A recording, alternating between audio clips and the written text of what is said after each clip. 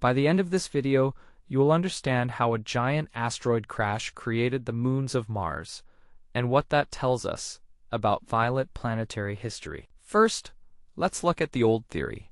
For decades, scientists thought Mars's moons, Phobos and Deimos, were just random asteroids caught by gravity.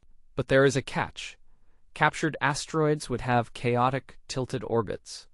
Phobos and Deimos have perfectly flat, circular orbits. Now, here is the new idea, the Great Impact. A massive asteroid, 3% the size of Mars, slammed into the planet's northern hemisphere.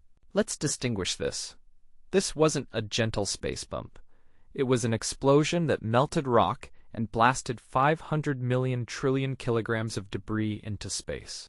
This debris formed a glowing ring around Mars, much like Saturn's rings, but made of red-hot magma.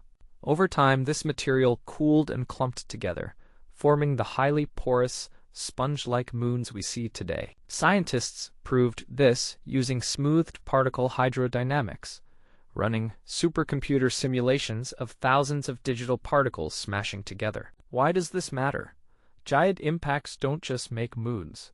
They can alter a planet's internal dynamo, permanently changing the magnetic shields that protect against space weather. You now understand the violent birth of Mars's moons. This knowledge helps you appreciate how chaotic collisions actually built the stable solar system we live in today.